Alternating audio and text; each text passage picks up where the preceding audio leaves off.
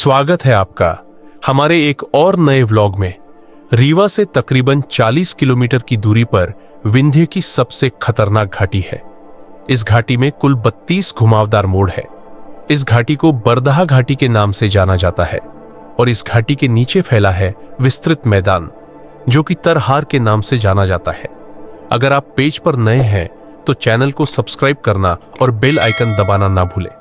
साथ ही पेज को लाइक और शेयर जरूर करें। तो चलिए शुरू करते हैं। तरहार शब्द का प्रयोग आमतौर पर बुंदेलखंड और विंध्य क्षेत्र की स्थानीय बोली में होता है। तरहार का मतलब होता है पहाड़ की तलहटी में स्थित समतल और उपजाऊ भूमि। यह तरहार कई गांवों का समूह है और यहां की प्रमुख नदियों में टमस और महाना शामिल है। प्राकृतिक रूप से संपन्न होने के साथ साथ तरहार कई ऐतिहासिक विरासतों का भी केंद्र रहा है। यहां की कुछ प्रमुख जगहों में 1000 लिंगी शिवलिंग, जिसका संबंध माता सीता से माना जाता है, लोकेश्वर महादेव मंदिर जो कि लूक क्षेत्र में मौजूद है, साथ ही एक प्राचीन शीतला माता का मंदिर जिनके नाम से शीतलहा गांव बसा हुआ है। इसके अतिरिक्त हनुमान जी के एक दिव्य दरबार जिन्हें लोग द्वारानाथ स्वामी के नाम से जानते हैं। तो चलिए सबसे पहले चलते हैं। 1000 लिंगी शिवलिंग की यात्रा पर यह 1000 लिंगी शिवलिंग ग्राम गोहटा में टमस नदी के किनारे स्थित है। ऐसा माना जाता है कि त्रेता काल में जब भगवान श्री राम ने माता सीता का परित्याग किया था, तब माता सीता ऋषि वाल्मीकि के आश्रम में जाने के लिए इस मार्ग से गुजरी थी। उन्होंने यहां टमस नदी में स्नान कर शिवजी की उपासना भी की थी। तभी से यह शिवलिंग यहां स्थापित माने जाते हैं। यह शिवलिंग जिस पत्थर का बना हुआ है, वैसा पत्थर इस क्षेत्र में दूर दूर तक नहीं मिलता।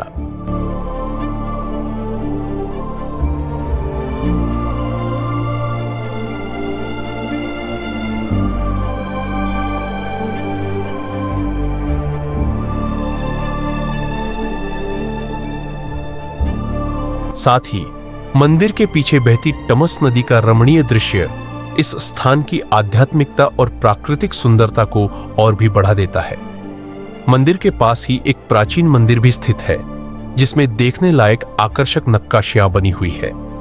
यह मंदिर एक चबूतरे पर स्थापित है जो इसकी भव्यता को और भी बढ़ाता है। मंदिर की दीवारों पर चारों तरफ देवी देवताओं की सुंदर उकेरी गई मूर्तियां मौजूद है जो प्राचीन कला और शिल्प का उत्कृष्ट उदाहरण है। मंदिर के गर्भगृह में शिवजी की एक अद्भुत मूर्ति स्थापित है जिसमें उन्हें शेषनाग के साथ दर्शाया गया है।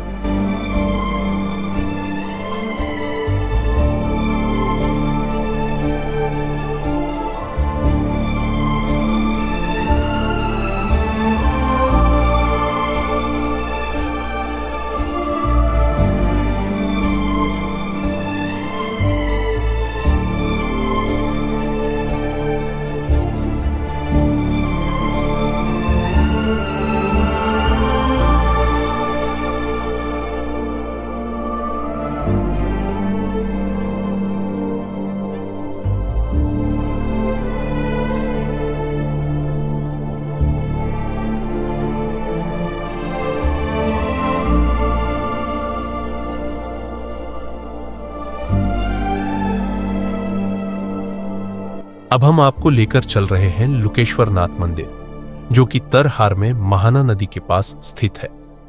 वास्तव में यह मंदिर पहाड़ी की सबसे ऊपरी चोटी पर स्थित है जो कि काफी दूर से भी दिखाई देता है। साथ ही पहाड़ी के नीचे भी एक विशाल कुंड बना हुआ है और महादेव का मंदिर स्थापित है। शिवरात्रि और अन्य त्योहारों में यह विशाल मेले का आयोजन होता है।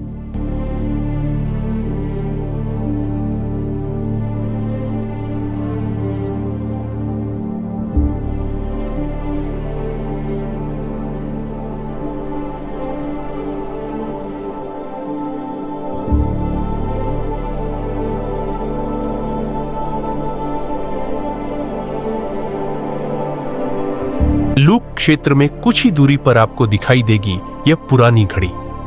ऐसा कहा जाता है कि रीवा के राजाओं ने यहाँ के इलाकेदार के लिए इस घड़ी का निर्माण करवाया था, जो यहाँ से राजस्व एकत्रित कर रीवा के राजा तक पहुंचाया करते थे। घड़ी अब काफी खंडहर हो चुकी है, परंतु इतिहास प्रेमियों के लिए यह स्थान आज भी कौतूहल और आश्चर्य से भरा हुआ है।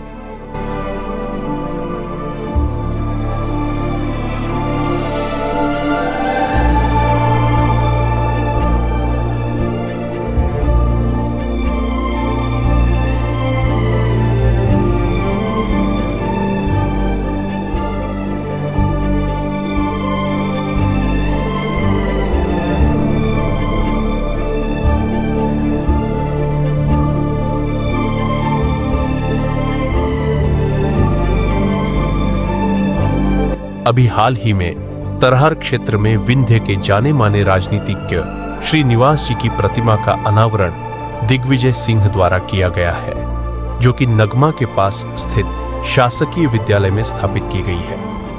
अब हम आपको लेकर चल रहे हैं टमस नदी के तट पर बसे शीतलहा गांव में, जिसके बारे में ऐसी मान्यता है कि लवाना जाति के लोग व्यापार करने इस क्षेत्र में आते थे।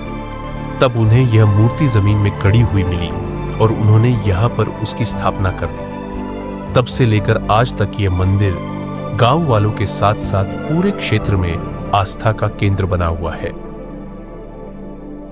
और यहीं पास में शिवजी का एक प्राचीन मंदिर भी बना हुआ है, जिसके बारे में ऐसी मान्यता है कि यहां मांगी गई हर मुराद पूरी होती है। श्रद्धालुओं की गहरी आस्था इस मंदिर से जुड़ी हुई है और दूर दूर से लोग अपनी मनोकामनाओं के साथ यहां दर्शन के लिए आते हैं। सिटलहा और उसके आसपास के क्षेत्र काफी उपजाऊ है। यहां की सब्जी, चावल व अन्य फसलें आसपास के क्षेत्रों में भी भेजी जाती है। यहां के लोग कृषि के पारंपरिक तरीकों से खेती करते हैं, जो पीढ़ियों से चली आ रही परंपरा को आज भी जीवित रखे हुए है। घने जंगलों और पत्थरीले रास्तों को पार करने के बाद जब आप पहुंचते हैं द्वारानाथ हनुमान जी मंदिर, तो आत्मा को शांति और श्रद्धा से भरपूर अनुभव होता है। यह मंदिर विशेष है क्योंकि यहां दक्षिण मुखी हनुमान जी की प्रतिमा विराजमान है, जो कि बहुत ही दुर्लभ मानी जाती है। मंदिर परिसर में एक सुंदर गौशाला है और साथ ही कई अन्य छोटे बड़े धार्मिक मंदिर भी स्थित है। भजन, कीर्तन, कथा और धार्मिक आयोजनों के लिए यहां विशेष व्यवस्थाएं भी उपलब्ध है। आशा है आपको यह ब्लॉग पसंद आया होगा। हम फिर मिलेंगे अगले रोमांचक व्लॉग में। तब तक अपना ख्याल रखें। अगर आपको हमारा कंटेंट अच्छा लगता है तो लाइक करें, शेयर करें और चैनल को सब्सक्राइब करना न भूलें। साथ ही आप हमें हमारे सोशल मीडिया अकाउंट्स पर भी फॉलो कर सकते हैं। वीडियो देखने के लिए आप सभी का दिल से धन्यवाद।